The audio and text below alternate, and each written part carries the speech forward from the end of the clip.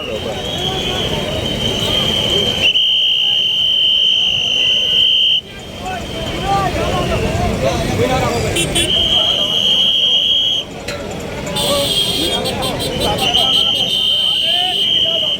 અમારા ધંધાની બાતમી શું કામ આપે છે તેમ કહીને પોલીસ કોન્સ્ટેબલને 3 આરોપીઓ ઘેરી વળ્યા, લાકડાઓ વડે હુમલો કરવામાં આવ્યો।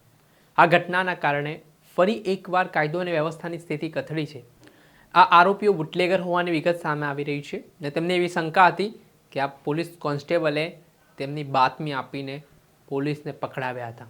આને લઈને હવે આ અસામાજિક તત્વો છે તેમની શાન અમદાવાદ પોલીસે ઠેકાણે લાવી છે, પરંતુ ક્યારે અટકશે આ પ્રકારના હુમલાનો સિલસિલો, તેને લઈને મોટો સવાલ ઉઠ્યો છે। શું સમગ્ર મામલો છે, વિગતે વાત કરીએ। વૈષ્ણવજન તો તેને કહીએ જે પીડ પરાઈ જાનાને રે। નમસ્કાર દર્શક મિત્રો, નવજીવન ન્યૂઝમાં આપનું સ્વાગત છે। હું છું ફૈઝાન। અમદાવાદમાં અવારનવાર મારામારી અને હત્યાના જે બનાવો સામે આવી રહ્યા છે તે ચિંતાજનક છે। જોકે સમયાંતરે પોલીસ દ્વારા કાર્યવાહી પણ કરવામાં આવી રહી છે। આરોપીઓને કાયદાનો પાઠ ભણાવવા પોલીસનો ડર આરોપીઓમાં બેસે તે માટે વરઘોડો પણ કાઢવામાં આવી રહ્યો છે, છતાં હજી પણ કેટલાક અસામાજિક તત્વો છે તે સુધારવાનું નામ નથી લઈ રહ્યા અને પોલીસને પણ ખુલ્લો પડકાર ફેંકતા હોય તેવી સ્થિતિનું નિર્માણ થાય છે। ત્યારે અમદાવાદના કાગડાપીઠ પોલીસ સ્ટેશન વિસ્તારમાં એક કોન્સ્ટેબલ પર હુમલાનો બનાવ સામે આવ્યો છે, જેમાં ફરિયાદી જયવર્ધન પરમાર છે। તેમના પાસે જે 3 આરોપી હતા તેઓ આવે છે ને તું અમારી બાતમી પોલીસને શું કામ આપે છે તેવું કહીને તેમની સાથે ઝઘડો કરવા લાગે છે, જેમાંથી એક આરોપી પાસે દંડો હોય છે ને તે દંડા વડે માથાના ભાગે જયવર્ધન પરમારને ફટકા મારીને તેમને ગંભીર ઇજાઓ પહોંચાડે છે। પોલીસ કોન્સ્ટેબલ પર આ હુમલાની ઘટનાથી ઘેરા પ્રત્યાઘાત પડ્યા છે ને આ મામલે આજે 3 આરોપીઓ છે જે બુટલેગર હોવાની વિગત સામે આવી છે, જેમાં પિયુષ રાઠોડ, પેપ્સી રાઠોડ અને દિવ્યાંગ બાજક, આ 3 આરોપીઓને પોલીસે ગણતરીના કલાકોમાં દબોચી લીધા હતા। ત્યારબાદ તેમનો વરઘોડો કાઢવામાં આવ્યો। જે સમગ્ર ઘટનાના દ્રશ્ય સામે આવ્યા છે કે આરોપીઓને હાથમાં દોરડા બાંધીને પોલીસ દ્વારા ઘટનાનું રિકન્સ્ટ્રક્શન કરવામાં આવી રહ્યું છે।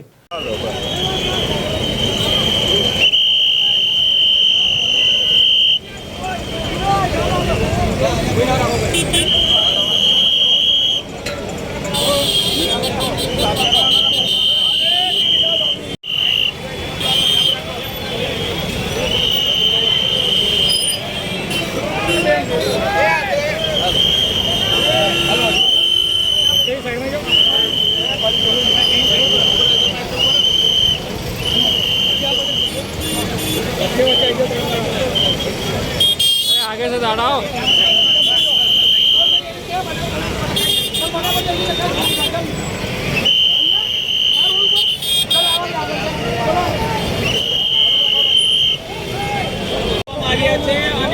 જે પંચનામા સહિતની જે જરૂરી કાર્યવાહી છે તે હાથ ધરવામાં આવી છે। જો આ બનાવની વાત કરવામાં આવે તો જે આ 3 આરોપીઓ છે તેમના દ્વારા આ પોલીસ કોન્સ્ટેબલ પર હુમલો કરવામાં આવ્યો હતો ને આ હુમલા બાદ શું કહી રહ્યા છે કે ડિવિઝનના એસીપી યુવરાજસિંહ ગોહિલ, શું માહિતી મળી છે ને પોલીસ કઈ રીતની કાર્યવાહી કરી રહી છે તે સાંભળો।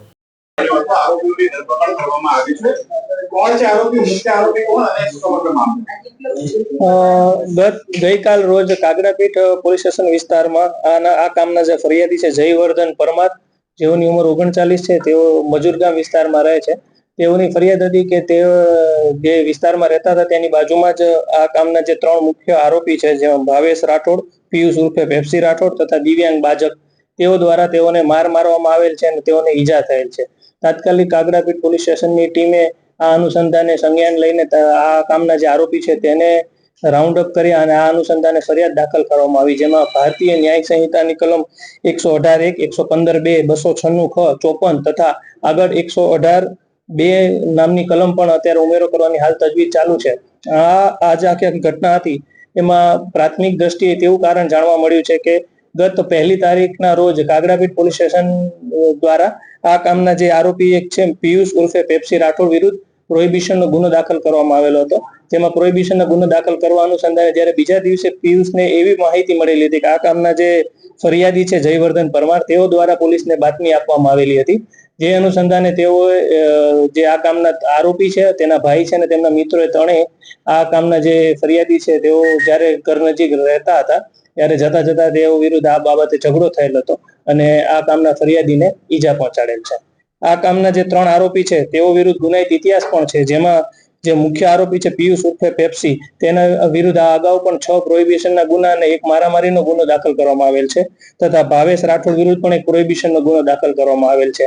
હાલ આ જે ઘટના થઈ છે તેની પાછળ શું કારણ છે તેની પણ તપાસ હાલ ચાલુ છે અને આ અનુસંધાને આગળ પણ કડકમાં કડક પગલાં લઈને એક એવું ઉદાહરણ પ્રસ્થાપિત કરવામાં આવશે કે કોઈ પણ વ્યક્તિ દ્વારા એક પોલીસ કર્મચારી વિરુદ્ધ કોઈ એવા હાથ ઉગામે કે કોઈ ઈજા પહોંચાડે તેવી ઘટના ભવિષ્યમાં ન બને.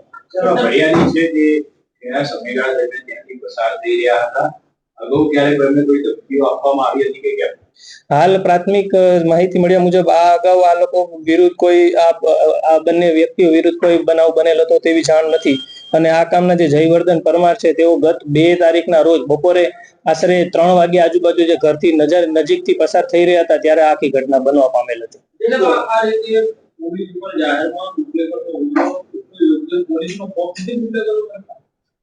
આ વિરુદ્ધ જે કડકમાં કડક પગલા લઈને તાત્કાલિક આ કામના જે આરોપીઓ છે તેઓને અટક કરવામાં આવેલા છે અને એક એવું ઉદાહરણ પ્રસ્થાપિત કરવામાં આવશે કે ભવિષ્યમાં કાયદો હાથમાં લઈને કોઈ વ્યક્તિ દ્વારા પોલીસ વિરુદ્ધ હુમલો ન થાય. એફઆઈઆરમાં જે ઉલ્લેખ છે એમાં કેવી બુટલેગિંગ કે આરોપીઓ દ્વારા બુટલેગિંગ કરવામાં આવતું હોય કે કયા ધંધાને લઈને મારવામાં આવે એનો કેમ ઉલ્લેખ છે? જનરલી એવું હોય છે કે દરેક એફઆઈઆર હોય એમાં આરોપીના અથવા ફરિયાદીના વ્યવસાય કે લખવામાં, પણ આ એફઆઈઆરમાં જે બીજો કેમ ઉલ્લેખ નથી? માત્ર એવું જ લખવામાં આવ્યું છે કે ભાઈ ધંધો, મારા ધંધાની કેમ વાત નહીં, પણ કયો ધંધો એ અંગે કેમ? એટલે એફઆઈઆર લખવામાં નોંધવાનું કેમ જવાબ? જ્યારે ફરિયાદ નોંધવામાં આવેલી હતી ત્યારે ફરિયાદી દ્વારા જે માહિતી આપવામાં આવેલી હતી તે અનુસંધાને આગળ ફરિયાદ દાખલ કરવામાં આવેલી હતી અને ફરિયાદ દાખલ કરાયા બાદ જે અમને પ્રાથમિક તપાસમાં જે વિગત મળી તે અનુસંધાને આગળ ઘટિત કાર્યવાહી કરી અને હાલ પણ તપાસ હજી ચાલુ છે. હજી પણ તપાસ દરમિયાન બીજા પણ અન્ય કોઈ પુરાવા મળશે કે અન્ય કોઈ એવી હકીકત જાણવા મળશે તો તે જે હકીકતની પણ સંજ્ઞાન લઈને આગળની ઘટિત કડકમાં કડક કાર્યવાહી પોલીસ દ્વારા આવતા સમયમાં કરવામાં આવશે. ફરિયાદી વાત થઈ અમારી ટેલિફોનિક ફરિયાદીએ સ્પષ્ટ એવું જણાવ્યું કે એમને એવું કીધું કે ભાઈ આ લોકો દારૂના ધંધાને સંકળાયેલા છે, ઘણી વાર આ લોકો દારૂના ધંધા અંગે લોકોને હેરાન કરે છે, સ્થાનિક લોકોને હેરાન કરે છે, પોલીસ ઉપર હુમલો કરી શકતા હોય. આ લોકો કેટલા બધા શક્તિશાળી છે, આપણે એફઆઈઆર માં ઉલ્લેખ કેમ ન કર્યો? જે સમય દરમિયાન ફરિયાદી દ્વારા અમને કીધું છે કે મેં કીધું હતું કે ભાઈ તમે એફઆઈઆર માં ઉલ્લેખ કરો કે ભાઈ દારૂ મેં ખુદ લખાવડીને અમને બાઇટ આપી છે કે ભાઈ દારૂ અંગે એફઆઈઆર ઉલ્લેખ આપણે એફઆઈઆર માં એવો કેમ નથી? પ્રાથમિક દ્રષ્ટિએ જે સમયે ફરિયાદ દાખલ કરવામાં આવેલી તે દરમિયાન ફરિયાદી દ્વારા અમને જે હકીકત આપવામાં આવેલી હતી તે અનુસંધાને જ અમે ફરિયાદ દાખલ કરીને આગળની તપાસ હાથ ધરવામાં આવેલ છે. જ્યારે કેસ કરવામાં આવે ત્યારે કેટલો નંબર પકડાયો હતો, કયા પ્રકારનો કેસ કરવામાં આવ્યો પેપ્સી આરોપી? અલગ અલગ પ્રોહિબિશનના ગુનાઓ દાખલ કરવામાં આવેલા હતા, જેમાં ઇંગ્લિશ જે વિદેશી દારૂ છે તે પણ તેના દ્વારા આપણે જે વેપાર કરવામાં આવતો તે અટક કરીને આગળની ઘટતી કાર્યવાહી આ પૂરો 6 ગુનાઓમાં કરવામાં આવે છે. સર, 1 તારીખે જે ગુનો દાખલ થયો એમાં એના ઘરેથી દારૂ મળ્યો તો દેશી હતો, વિદેશી હતો, એ શું? 4 વિદેશી દારૂનો જે ક્વાર્ટર હતી તે મળવામાં આવેલ હતા અને તે અનુસંધાને આગળની ઘટતી કાર્યવાહી કરવામાં આવેલ હતી ગત 1 ફેબ્રુઆરીના રોજ. આ આરોપીમાં જે મુખ્ય આરોપી છે પિયુષ ઉર્ફે પેપ્સી રાઠોડ, તેના વિરુદ્ધ 6 પ્રોહિબિશનના ગુના દાખલ કરવામાં આવેલ છે આ પૂર્વ અને 1 મારામારીનો ગુનો છે તથા તેના ભાઈ જે ભાવેશ રાઠોડ છે તેના વિરુદ્ધ પણ 1 પ્રોહિબિશનનો ગુનો ભૂતકાળમાં દાખલ થયેલ છે. કાગડાપીઠ પોલીસ સ્ટેશન વિસ્તારમાં આવી ભવિષ્યમાં કોઈ સામાન્ય માણસ અથવા પોલીસ કર્મીને રંજાડે અથવા એની પર હુમલો ન કરે એ માટે પોલીસ શું કાર્યવાહી?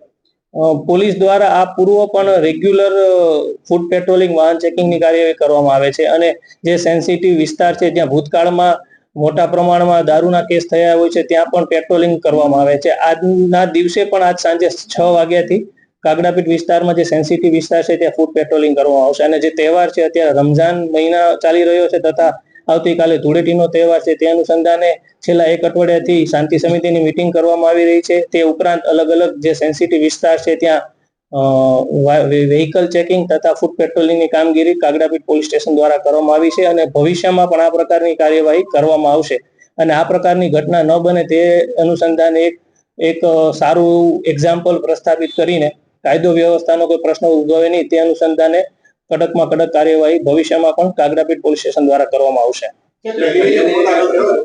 એમાં પોલીસ પકડાયો, ધરપકડ થઈ હતી કે ખાલી ફરાર થઈ ગયો? એ હાલ તપાસના અનુસંધાને પ્રાથમિક તપાસ ચાલી રહી છે, તે અનુસંધાને આગળ કાર્યવાહી ચાલુ છે.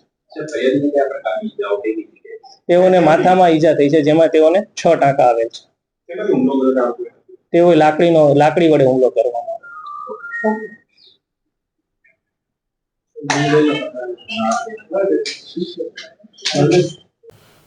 આપણે સાંભળ્યા હતા કે ડિવિઝનના એસીપી યુવરાજસિંહ ગોહિલ તેમણે આ ઘટનાને લઈને માહિતી આપી છે અને કહ્યું છે કે એવો દાખલો બેસાડવામાં આવશે કે ભવિષ્યમાં કોઈ પણ આવી રીતે પોલીસ ઉપર હાથ ઉગામતા પહેલાં 100 વખત વિચારે.